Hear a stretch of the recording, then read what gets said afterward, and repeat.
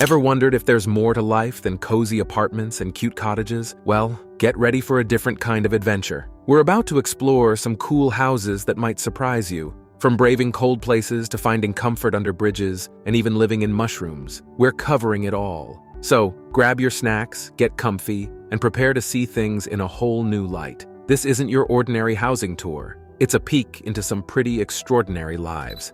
Number 12. The Transparent House. This house, situated in Tokyo, Japan, stands out as a transparent dwelling worth considering for a unique stay if you're open to being completely exposed. Designed by the renowned Su Fujimoto architects, this see-through abode is among the world's most unconventional homes. Inspired by human ancestors who lived in trees, it offers an adventurous yet chic living space flooded with natural light, but devoid of privacy due to its vast glass windows and absence of walls. Named House NA, this 914-square-foot residence mimics the concept of a tree, featuring multiple levels resembling tree branches coming out from the main structure. Its 21 individual floor plates, positioned at different heights, cater to the desire of the inhabitants to experience a natural lifestyle within their own homes. Despite its transparent nature, the house cleverly provides both separation and coherence, functioning as either a single room or multiple spaces, thanks to its innovative design. The construction philosophy behind this transparent beauty emphasizes connectivity rather than isolation. Like branches of a tree, the various floor plates, ranging from 21 to 81 square feet, are interconnected by ladders and stairs, facilitating movement and accommodating different activities. Su Fujimoto emphasizes the richness of living in such spacious, dense quarters, where voices can be heard across branches and discussions span separate levels. Featuring a thin steel frame and birch flooring, the house offers unique windows for ventilation, minimizing the need for artificial cooling. In-floor heating ensures comfort during winters, while strategic placement of plumbing and heating, ventilation, and air conditioning equipment optimizes space utilization. Temporary partitions, such as curtains, address privacy concerns without compromising the transparent aesthetic. While the structure may not physically resemble a tree, Su Fujimoto views the experience of living in it as a contemporary adaptation of our ancestors' tree lifestyle. This existence, blending architecture, urban living, human interaction, and nature, strikes a delicate balance between artificiality and natural elements. Its innovative design, inspired by nature and crafted with modern materials and techniques, challenges conventional architectural norms, redefining the concept of home in a captivating and thought-provoking manner. Number 11. The Flintstone House.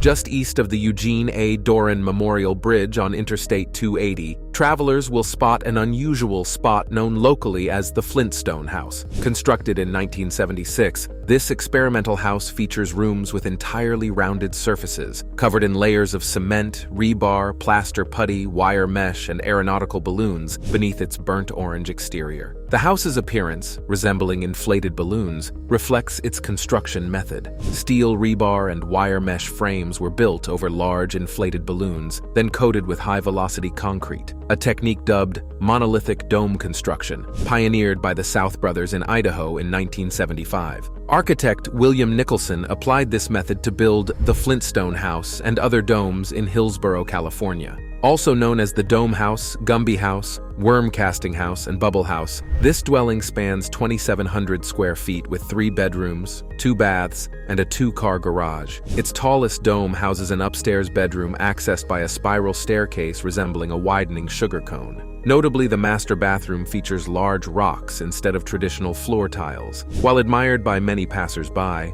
the Flintstone House has faced criticism from some Hillsborough residents. In the mid-1980s, water runoff caused sinking and cracks in the walls, sparking calls for its removal. However, a significant renovation in 1987 restored the house, which gained its distinctive orange hue in 2000. Despite controversies, the Flintstone House endures as a quirky California landmark with occasional famous tenants, fueling urban legends about its ownership, including rumors of past ownership by George Lucas and Silicon Valley investors. In 2017, octogenarian Florence Fang purchased the property, adding whimsical steel dinosaurs and Flintstones characters to the yard, visible from Interstate 280. In 2019, residents attempted legal action to remove the statues, but in June 2021, a settlement favored Miss Fang, allowing the sculptures to remain. For visitors, access the Flintstone House by taking I-280 north from San Jose Palo Alto Woodside. After passing the Bunker Hill Drive exit and crossing the Doran Memorial Bridge, look to your right for this unique piece of Bay Area architecture.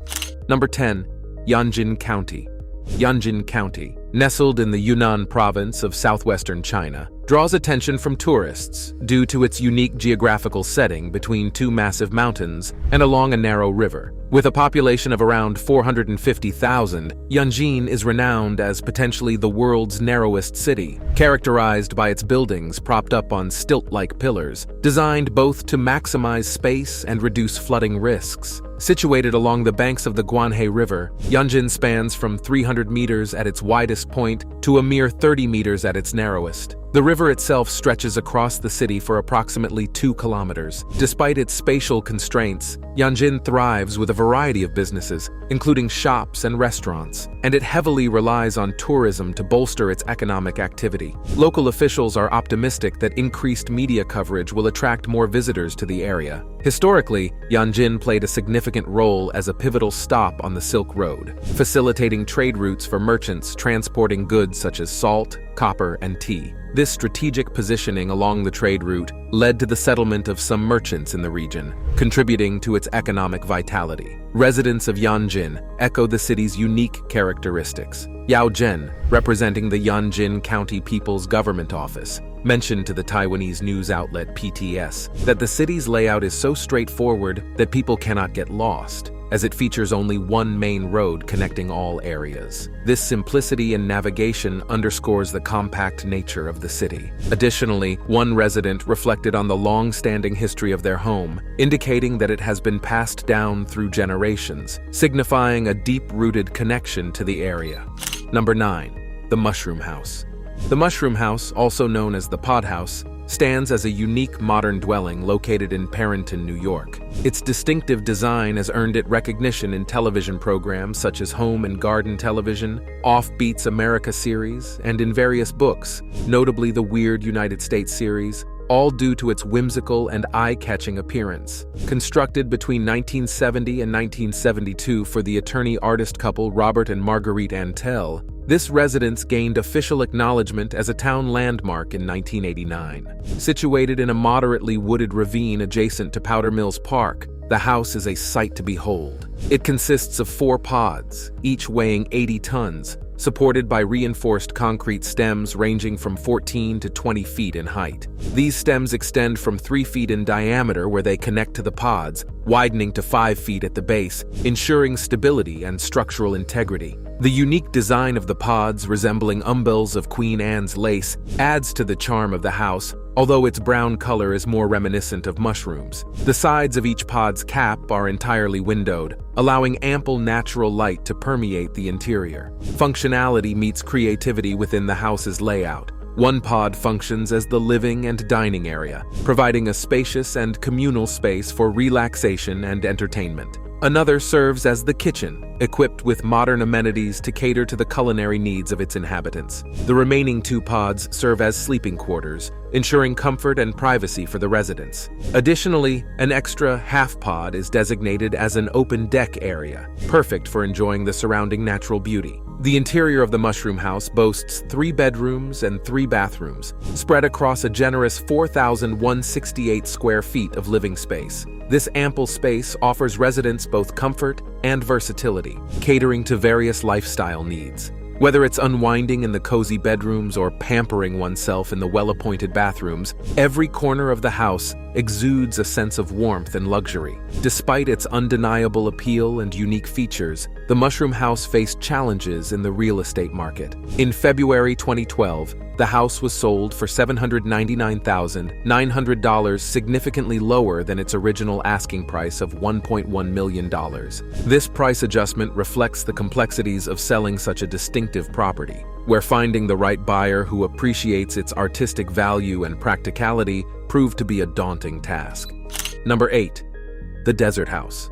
The Desert House, designed by Kendrick Bangs Kellogg, stands proudly amidst the vast Californian desert, resembling a majestic phoenix rising from the stones. Its exterior seamlessly integrates with the surrounding massive boulders, giving it the appearance of a futuristic headquarters, or perhaps even an otherworldly tree or spaceship amid the desolate backdrop. Located in the otherworldly landscape of Joshua Tree National Park, the high desert house boasts 26 sturdy columns strategically anchored 7 feet deep into the pristine rock bed for optimal stability. These columns are ingeniously arranged in layered fan-like canopies, evoking the image of human ribs when viewed from above. Inside, the interior design, overseen by John Vugrin, showcases a meticulous blend of natural elements. The dining area features a stunning canopy crafted from 800 pieces of sand-blasted glass, while the bedroom boasts an organic yet alien-like wash basin, another of Vugrin's masterpieces. Every detail, from the Sputnik-like lamps to the floor-to-ceiling tables and cantilevered carved bases, exudes an extraordinary charm. The kitchen cabinets are adorned with patinated metal, and much of the furniture is seamlessly integrated into the walls, maximizing space and functionality. Throughout the interior, steel, mahogany, and glass tiles are abundantly used, creating a harmonious blend of materials. Although the structural construction of the house was completed in 1993, the final touches on the design were not finished until 2014. Number 7. City Under a Rock. Setenil de las Bodegas in Spain takes the concept of living under a rock to a literal level. Despite being nestled beneath a rock, this town of 3,000 inhabitants is rich in history and remains a prominent destination for many tourist guides. The town's unique settlement under a rock has practical roots, akin to the intriguing formation of Ganvi, a floating city. The caves and rocks, dating back approximately 5,000 years, have served as shelters for the villagers of this small Andalusian village. Additionally, they utilized these natural formations to store food and produce, benefiting from the cool environment to preserve them. Instead of constructing entire houses for cooling in the summer, residents built simple front of buildings, facilitating habitation since prehistoric times. The name Setenil de las Bodegas reflects its history, including struggles for independence. Setenil originates from the Latin septem nihil, meaning 7 times no, signifying the Catholics' 7 attempts to reclaim the territory from the Moors,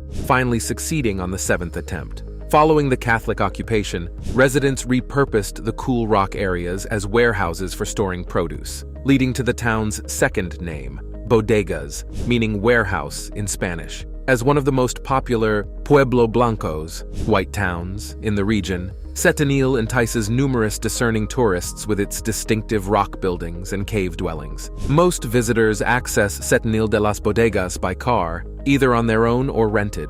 Renting a car offers the flexibility to explore other nearby towns and villages at one's pace. Day trips from Cadiz or Costa del Sol are also feasible, with relatively navigable mountainous roads leading to Setenil. The optimal times for visiting Setenil de las Bodegas are spring and fall, when daytime temperatures hover around 20 to 25 degrees Celsius. Winter months see increased rainfall, limiting accessibility to the town. Accommodation options vary, ranging from top hotels within Setenil to nearby cities like Ronda, Seville, Malaga, and Cadiz. While Setenil may not offer a wide array of activities, tourist maps provide guidance on must-visit streets and points of interest. The town's most famous sites are conveniently located near the entrance, requiring minimal walking. However, exploring Setenil's less traveled paths offers ample opportunities for leisurely strolls. Number 6. The Hanging Temple.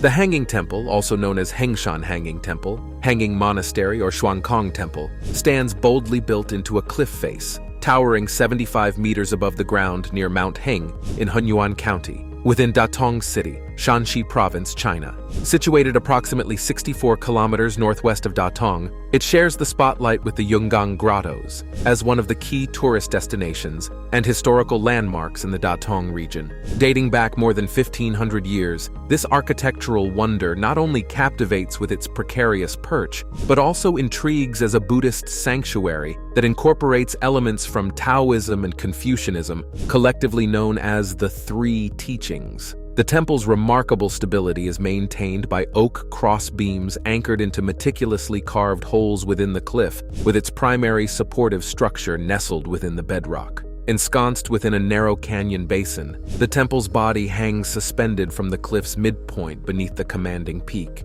shielded from the elements to resist erosion and weathering. Legend traces the inception of the temple to the twilight of the Northern Wei dynasty, attributed to the solitary efforts of a monk named Liaoran in 491 AD. Over the subsequent 1400 years, successive repairs and expansions have contributed to its current grandeur. Comprising a total of 40 halls and pavilions, all perched precariously over 30 meters above the ground, the temple complex spans a greater distance from north to south than from east to west, with elevation gradually increasing from the southern gate toward the northern end along the mountain face. The temple is conceptually divided into northern and southern sections. The northern precinct hosts significant halls such as the Wufo Hall, known as the Hall of the Five Tathagatas, and the Guanyin Hall, dedicated to the Bodhisattva Guanyin. Additionally, the Hall of Three Religions stands as a testament to the amalgamation of Buddhist, Taoist, and Confucian beliefs, with statues of Sakyamuni, Lao Tse, and Confucius adorning its interior, symbolizing the unity of the three teachings during the Ming and Qing dynasties. In contrast, the southern section, spanning 3 floors, accommodates prominent halls like the Chunyang Palace, venerating Ludongbin, one of the 8 immortals of Taoism. The Sangguan Hall, the temple's largest, reveres the 3 great emperor officials of heaven, earth, and water through Ming-era clay sculptures. At the summit of the southern section lies the Leiyin Hall, dedicated to Buddha Sakyamuni, completing the temple's spiritual repertoire. Subscriber pick. Cajas Colgadas Hung Houses is a housing development in Cuenca, Spain. Historically, such homes were common at the ancient city's eastern edge, along the Huacar River ravine. Today, there are barely a handful of them left. The most well-known of these constructions is a 3-building complex with wooden balconies. Their origins are unknown, but there is evidence of their presence in the 15th century. Throughout their history, they have been restored multiple times. The most recent restoration occurred during the 1920s. They are in the classic Gothic style, with some original parts still visible in the area that houses the Museum of Spanish Abstract Art. The interior is full of wooden accents. The Renaissance-style outside entranceway was once part of a historic palace in Villarejo de la Peñuela. The famous hanging houses dangle over the side of a cliff with their balconies built to jut out even further over the gorge. Can you imagine living in such a house? Let us know in the comments below. Number 5. Monastery of Agia Varvara Rusanu. The Monastery of Agia Varvara Rusanu in Meteora, Thessaly, is one of 6 active monasteries in the region. It was founded in 1529 AD by Ioasaph and Maximos from Ioannina and is dedicated to Saint Barbara. The monastery is located in a beautiful forest area and covers a large rock terrace. The main building of the monastery, called the Catholicon, was built around 1530 AD to honor the Transfiguration of Christ. Inside, there are detailed paintings on the walls, created around 1560 AD by an artist whose name we don't know, but who was part of the Cretan school. These paintings show religious stories and symbols. Over time, the monastery has provided refuge for people in need, especially during difficult times. However, its influence decreased during the 19th century, leading to fewer people living there. Today, only a small group of monks live in the monastery, but it still holds great spiritual importance. The monastery has 3 levels. The ground floor has the Church of the Transfiguration of Christ and living quarters for the monks. Upstairs, there are halls for gatherings and a space for displaying art. Situated on the route from Castraki to Meteora, the monastery is between the monasteries of Anapafsa and Varlam. You can reach it by climbing carefully built steps and crossing a bridge built in 1930. Visiting the monastery allows you to connect with the area's religious and historical past in a peaceful setting. Number 4. Old Bridge.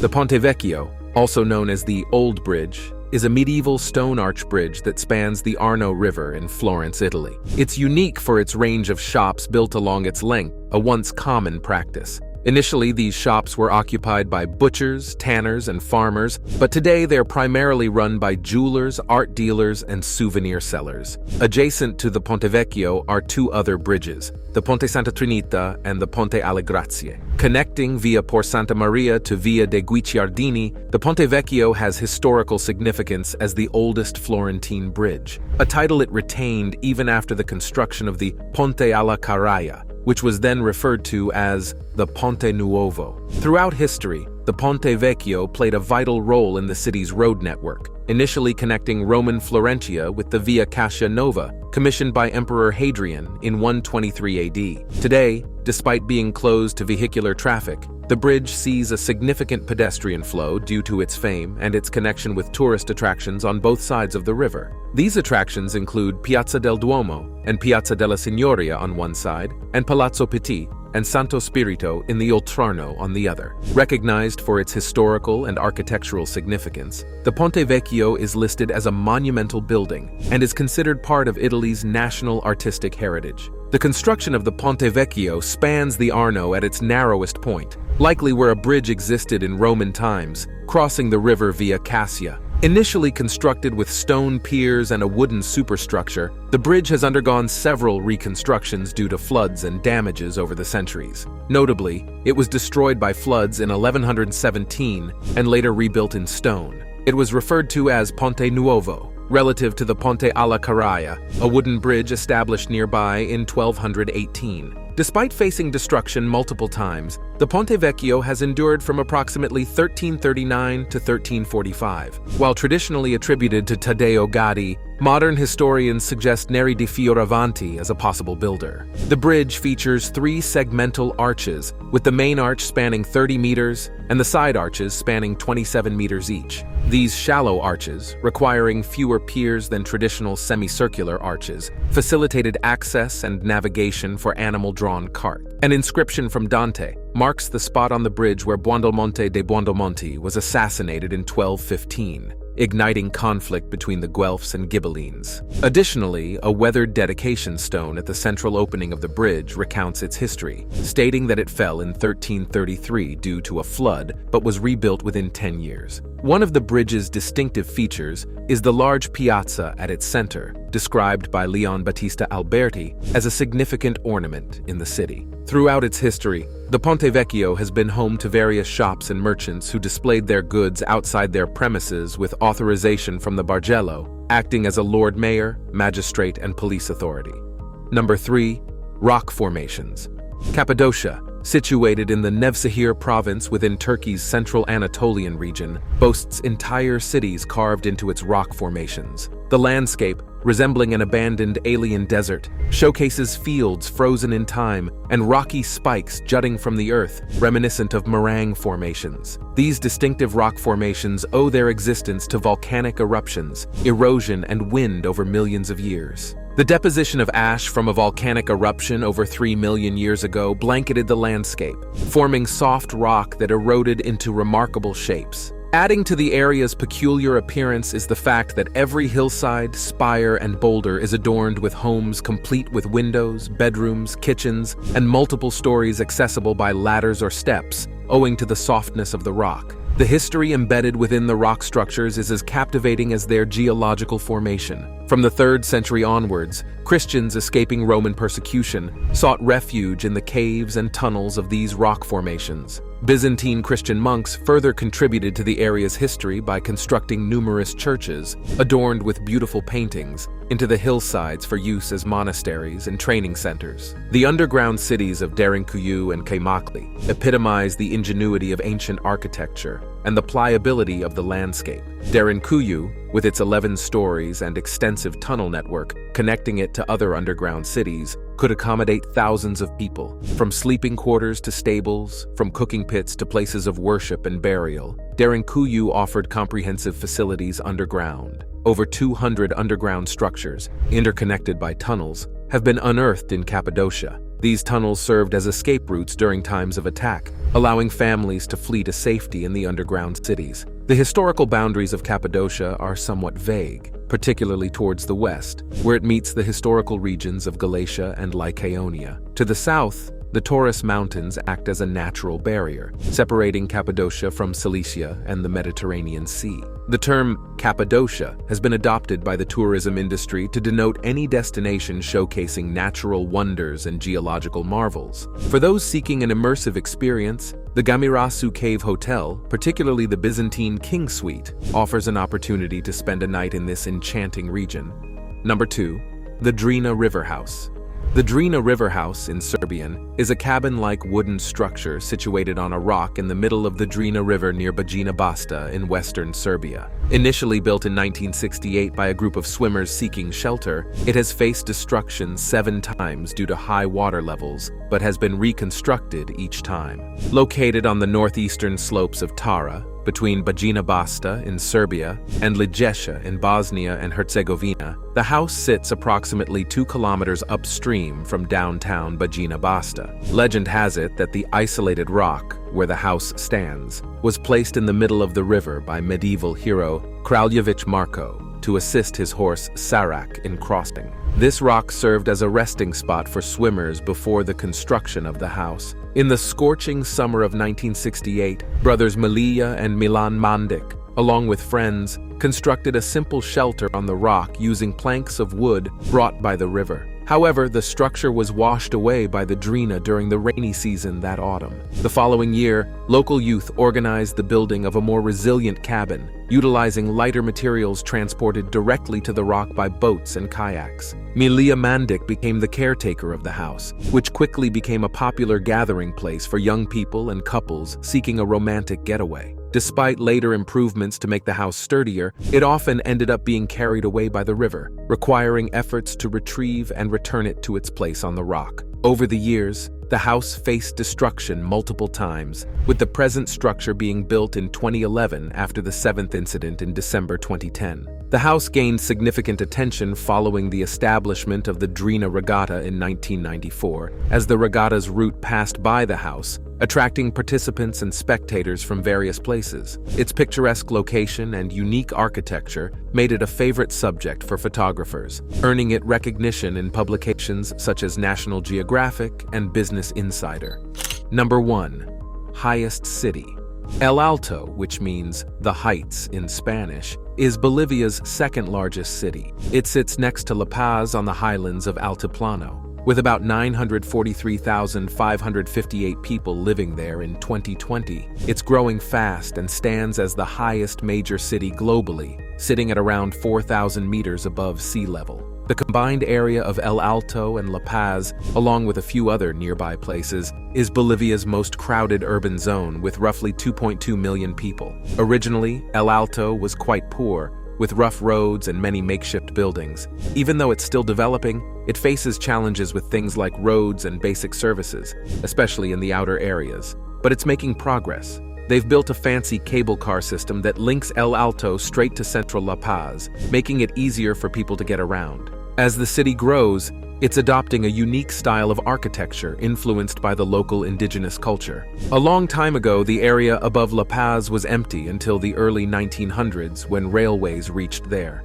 Workers settled and the place grew, especially after they built an airfield in 1925 and opened the first school in 1939. By the 1950s, it really took off, partly because it got connected to La Paz's water supply. In 1985, it gained more independence from La Paz, and in 1987, it officially became a city. Then, in 1994, it became the home of the Catholic Diocese of El Alto. El Alto's local government divides the city into 14 districts. Most of the people living there are indigenous, like the Aymara and Quechua, with a smaller number of mixed-race and European-descended folks. It used to be seen as a place where people who worked in La Paz lived, but now it's growing into a busy area with businesses and industries, though there are worries about pollution and providing enough water and services for everyone. Geographically, it includes La Paz's airport and is one of the highest cities globally. The weather is cold most of the time, and it can even snow sometimes. Politically, El Alto is its own municipality with its own mayor and council. The current mayor is Monica Eva Copa. The city government has to work hard to provide services and make sure things run smoothly, especially with the help of local community groups like FAJUV. For getting around, El Alto has a cable car system connecting it to La Paz and an international airport linking it to other cities. We hope you enjoyed this video.